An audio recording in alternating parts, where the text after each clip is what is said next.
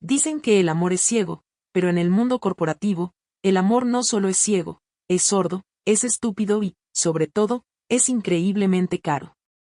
Hay un impuesto oculto que nadie te menciona cuando firmas tu contrato de trabajo, una cláusula invisible que dice que si decides involucrarte sentimentalmente con alguien que tiene poder sobre tu nómina, prepárate para pagar con tu reputación, con tus ahorros y con años de tu vida profesional. Yo no pagué ese impuesto con dinero en efectivo al principio, lo pagué con mi juicio, con mi ética y con mi enfoque. Y cuando finalmente llegó la factura real, la financiera, la que te deja en la calle, el monto era tan alto que me llevó a la bancarrota en todos los sentidos posibles de la palabra. Esta no es una historia romántica de pasión prohibida en la sala de fotocopias. No hay música de violines ni finales felices donde el amor triunfa sobre las normas de recursos humanos. Esta es la crónica fría y dura de cómo una mujer inteligente, ambiciosa y financieramente independiente, tiró todo por la borda por creer que podía jugar con fuego en un entorno lleno de gasolina.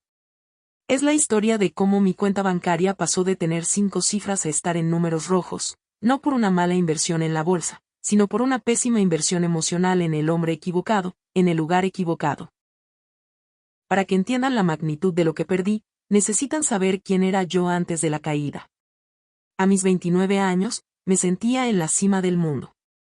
Era gerente de proyectos senior en una firma de consultoría tecnológica de alto nivel. Había llegado ahí a base de noches sin dormir, de tragarme mi orgullo muchas veces y de entregar resultados impecables consistentemente.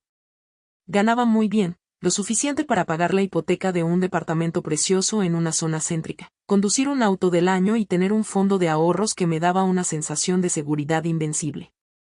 Mi carrera era mi novio, mi esposo y mi amante. Yo era la mujer que lo tenía todo bajo control. Mi independencia financiera era mi mayor orgullo, no necesitaba a nadie para pagar mis cuentas. Entonces llegó él. Llamémosle Daniel. Daniel fue contratado como director regional, 2 niveles por encima de mí en la jerarquía. Desde el primer día que entró a la sala de juntas, con esa seguridad arrogante de quien sabe que maneja el lugar, sentí una atracción gravitacional. Era mayor, brillante, carismático y tenía esa habilidad peligrosa de hacerte sentir la persona más inteligente de la habitación cuando te hablaba. Al principio, todo fue estrictamente profesional, o eso me decía yo. Daniel empezó a asignarme a los proyectos más visibles, a invitarme a las reuniones con los socios clave. Yo lo interpretaba como mentoría. Me sentía halagada de que alguien de su calibre viera mi potencial. Por fin alguien valora mi talento de verdad, pensaba, ignorando la pequeña voz en mi cabeza que me decía que su interés no era solo por mis habilidades en Excel. El problema económico no empezó cuando nos acostamos por primera vez, empezó mucho antes, en la fase del cortejo sutil. Daniel tenía un estilo de vida muy costoso y, para estar a su altura en esas cenas de negocios que se prolongaban más de la cuenta, sentí la presión implícita de mejorar mi imagen. Empecé a gastar dinero que no debía en ropa de diseñador. Si voy a cenar con el director regional en el restaurante más caro de la ciudad, no puedo ir con un traje de Zara de hace 2 temporadas. Me justificaba mientras pasaba la tarjeta de crédito por un blazer de $800. Gasté fortunas en salones de belleza, en tratamientos faciales, en perfumes importados. Quería proyectar una imagen de éxito pulido que combinara con la suya. Mi tasa de ahorro mensual disminuyó drásticamente, pero yo lo veía como una inversión en mi marca personal. Qué ingenua fui. Estaba invirtiendo en atraer a un hombre que terminaría siendo mi ruina financiera. La línea se cruzó finalmente durante un viaje de negocios a una conferencia en el extranjero. Después de una semana de tensión acumulada, cerramos un trato importante y lo celebramos con demasiado vino en el bar del hotel. Una cosa llevó a la otra y terminamos en su habitación. A la mañana siguiente, la culpa me golpeó con la fuerza de un tren, pero la emoción, esa adrenalina de lo prohibido, fue más fuerte. Daniel me dijo todas las cosas correctas, que yo era especial, que su matrimonio era solo una fachada, que nosotros éramos un equipo imparable dentro y fuera de la oficina. Aquí es donde la escalada del conflicto financiero y profesional se volvió vertiginosa. Mantener una aventura en secreto en un entorno corporativo es agotador y costoso. Empezamos a vernos en hoteles boutique discretos al otro lado de la ciudad, lejos de los ojos curiosos de los colegas. Él pagaba a veces, pero muchas veces pagaba yo para demostrar mi independencia y que no estaba con él por su dinero. Esas facturas de hotel, sumadas a las cenas clandestinas y los taxis para evitar usar nuestros propios autos, empezaron a sumar miles de dólares al mes. Pero el costo más grave no era el de los hoteles, era el costo de la distracción. Mi mente ya no estaba en mi trabajo. Estaba en mi teléfono, esperando un mensaje suyo. Estaba en el baño, retocándome el maquillaje por quinta vez antes de una reunión con él. Mi rendimiento estelar empezó a caer. Cometí errores tontos en presupuestos que antes manejaba con los ojos cerrados. Olvidé hacer seguimiento a clientes importantes.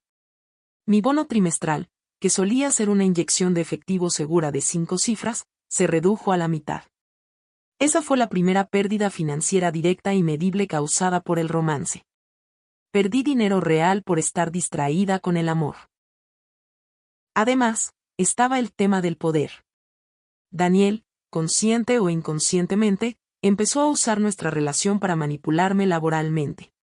Me pedía que hiciera trabajo sucio por él, que cubriera sus errores, que me enfrentara a otros gerentes que no estaban de acuerdo con sus políticas. Yo lo hacía todo sin chistar, pensando que estaba apoyando a mi pareja. Me convertí en su peón dentro de la empresa, sacrificando mi capital político y mis relaciones con otros colegas para protegerlo a él.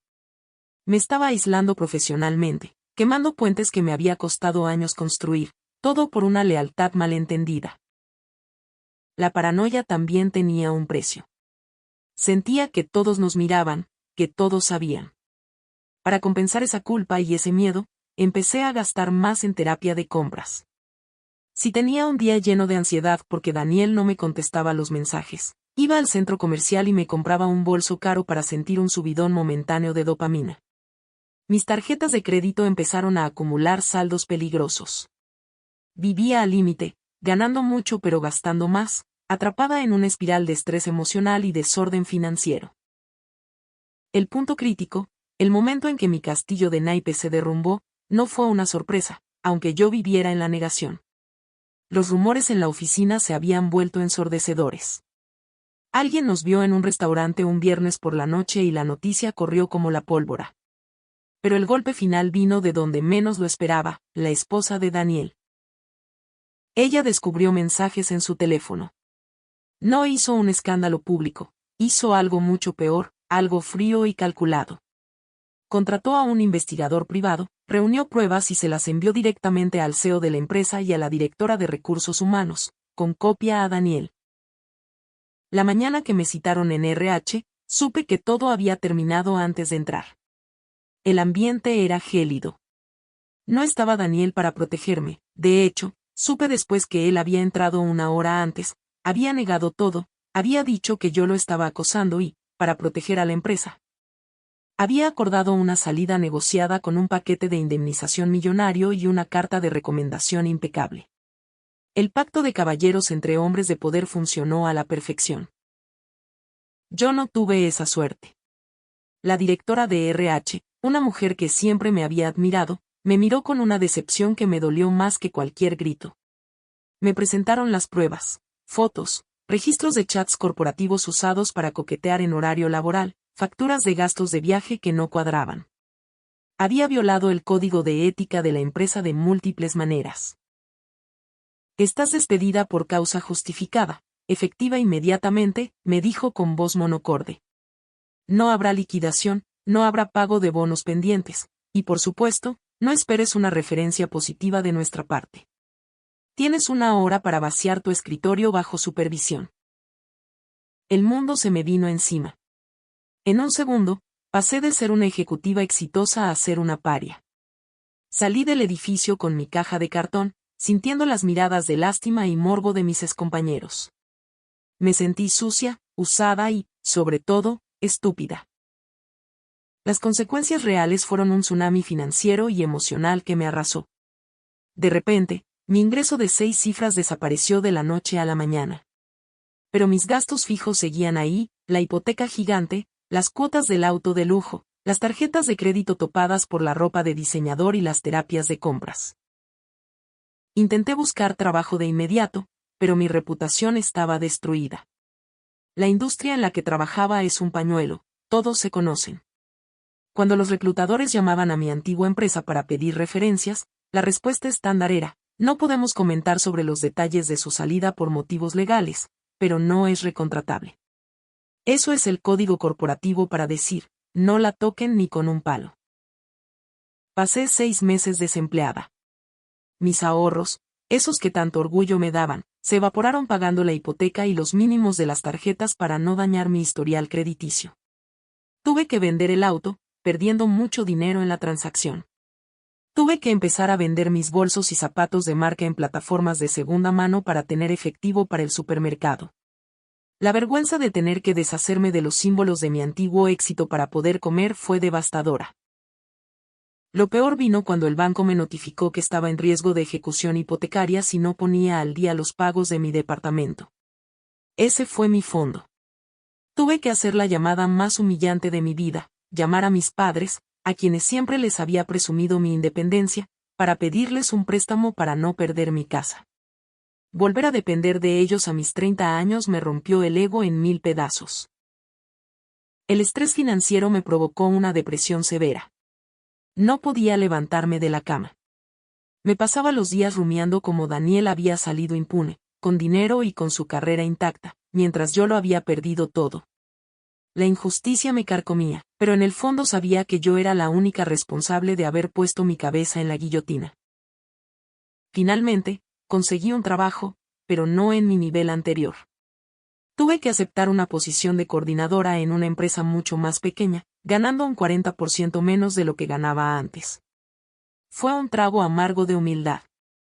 Tuve que empezar de nuevo, reconstruir mi credibilidad desde cero, trabajando el doble para demostrar que no era esa mujer de los rumores. Hoy, 3 años después, sigo pagando las deudas de esa época. Vendí el departamento de mis sueños porque ya no podía pagarlo y ahora vivo en un lugar mucho más modesto. Mi carrera se retrasó al menos 5 años. Pero la lección que aprendí vale más que todo el dinero que perdí. Mi reflexión final y mi advertencia para cualquier mujer que esté pensando en cruzar esa línea en el trabajo es esta: tu carrera y tu independencia financiera son sagradas. No las pongas en riesgo por una emoción pasajera, y mucho menos por un hombre que tiene poder sobre tu sustento. En el mundo corporativo, las dinámicas de poder siempre jugarán en tu contra en una situación así. Cuando mezclas la nómina con las sábanas, le estás entregando el control de tu vida a otra persona. Le estás dando el poder de destruirte no solo emocionalmente, sino económicamente. No importa cuán especial te diga que eres, cuando las cosas se pongan feas, y siempre se ponen feas, él protegerá su puesto, su bono y su reputación, y tú serás el daño colateral. Mantén tus límites profesionales como si tu vida dependiera de ello, porque tu vida financiera sí depende de ello. No hay romance de oficina que valga la pena la humillación de perder tu casa, tus ahorros y tu buen nombre. Protege tu territorio profesional, es lo único que realmente es tuyo al final del día.